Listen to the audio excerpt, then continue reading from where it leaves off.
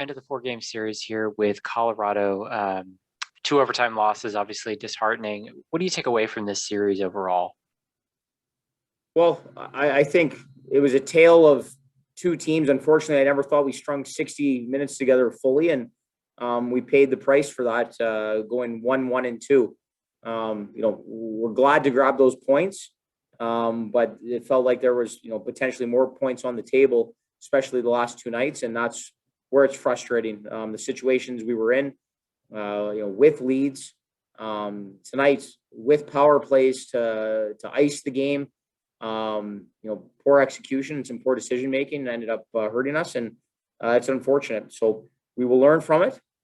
We have a little bit of time here to get back to work before our next game, and it's important that we do so. You mentioned the power play there, especially the one to end the game. Just talk a little bit about what you saw there, and maybe the power play has been good, but not timely, not getting the goals when you need them.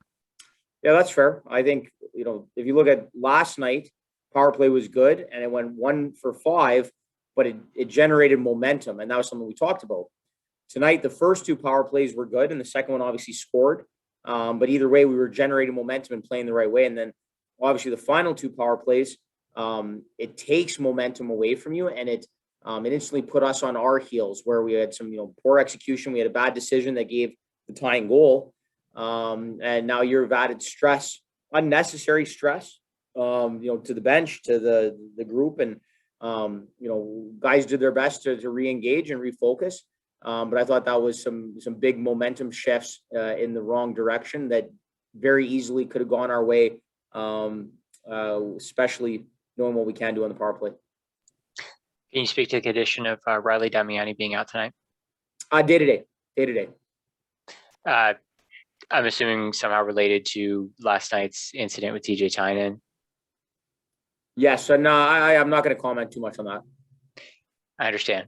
8 days off before you head to Cleveland. What do you feel like you need to clean up in order to be successful against the Monsters? I think we got to find consistency in our game, and we've seen so much good. I think you can probably recognize when we're playing our style. We're tenacious. We're getting pucks right back on them, and it's wave after wave of speed and physicality and recovering pucks, and we seem to generate a lot of offense off of that.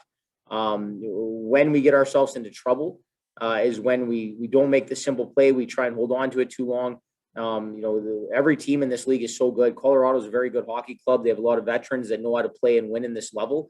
And I thought at times they exploited some of our inexperience.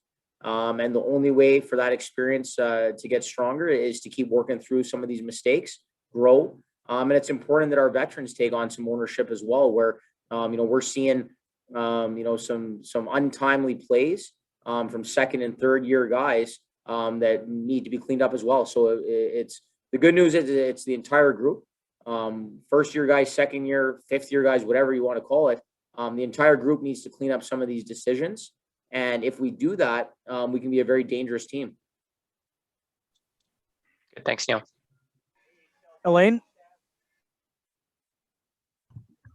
Hi.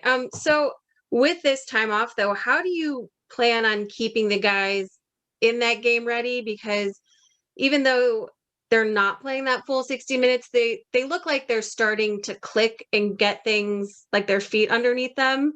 And now you're having this break. Yeah, I think I like the way we've skated for most of the year, to be quite honest. And we had a 2-week camp at the start of the year, which was very beneficial. To establish the skating mindset and the identity that we want to play with. We got in a bit of a rhythm. And then, as you guys know, we missed, it must have been close to a week and a half, if not longer. There was a protocol stoppage, and then there was the weather. So we had to reset at that time, very similar in terms of time off and getting another week of practice under us.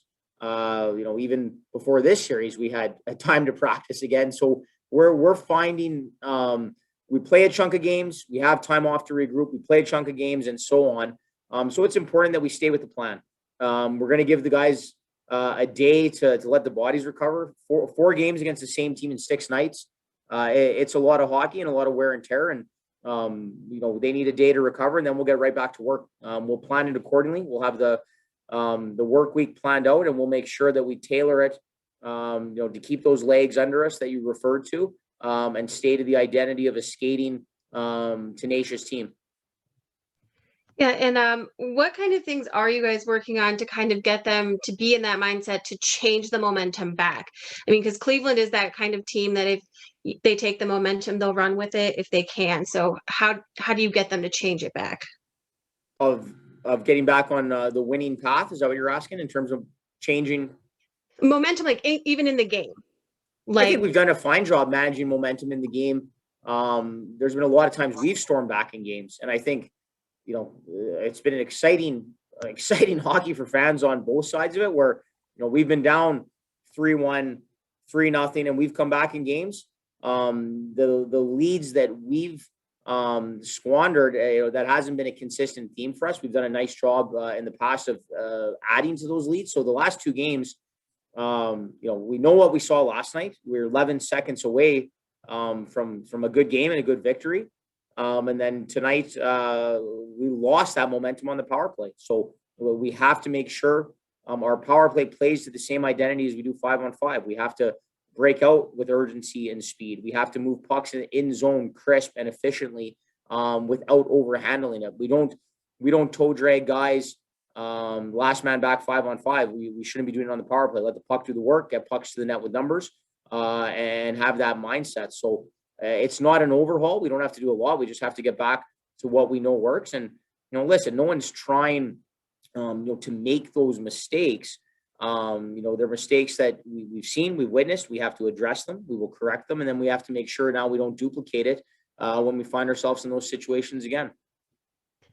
And then just real quick, Nick Batiste, if you could just kind of like say what he brings to the team, because he has been pretty solid, at least this past 4 games. Baps has been good. He's been consistent all year, where he adds a heaviness and a relentless puck pursuit to that line, which has been Masher, Damiani, and Baptiste for most of the season.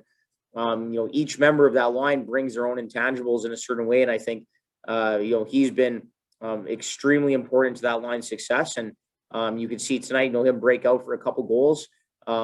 It's been very consistent. He's physical, he works, he pressures pucks, and I was happy to see him get rewarded. Yeah, thank you.